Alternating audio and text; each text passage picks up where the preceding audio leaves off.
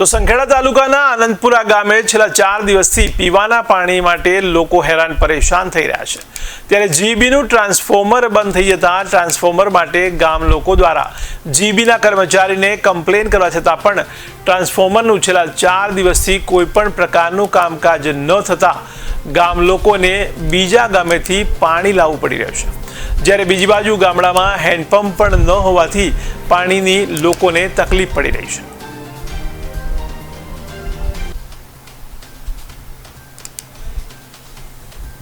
ગામ આનંદપુરા ખાતે પાણી ન આવવાની સમસ્યાને કારણે અમારે ગામમાં પાણી ભરવા માટે દૂર દૂર જવાનું હોવાથી 5 દિવસથી ટીસી ફેલ થઈ જવાથી ગામની મોટર ચાલુ થતી નથી અને ગામમાં પાણી ભરવા માટે દૂર દૂર 3 કિલોમીટર દૂર જવું પડે છે। ગામમાં હેન્ડપંપની કોઈ વ્યવસ્થા થયેલ નથી અથવા વોસ્મો યોજના હોવા છતાં કોઈ કનેક્શન જોઈન્ટ કરેલ નથી। તેના કારણે અમારા ગામમાં પરેશાનીના જાનવરોને પાણીની સમસ્યાને દેખે જાનવરો તરસે મરે છે। અમારે દૂર દૂર સુધી પાણી ભરવા જવું પડે છે અને ખેતી કામ કરવાનું હોવાથી અમારે બહુ દૂર એટલે આટલી બધી તકલીફ પડે છે। તો જીબી અને તંત્ર દ્વારા કોઈ પણ પગલાં લેવામાં આવ્યા નથી। જીબીમાં ફોન કરીએ છીએ તો એવું કહે છે કે કાલે ટીસી આવી જશે।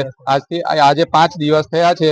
હેલ્પર દ્વારા બી કોઈ પણ જાતનો અભિપ્રાય આપવામાં આવતો નથી। કાલે આવી જશે એવું કહેવામાં આવે છે। બરાબર। દિનેશભાઈ મહેશભાઈ બારિયા।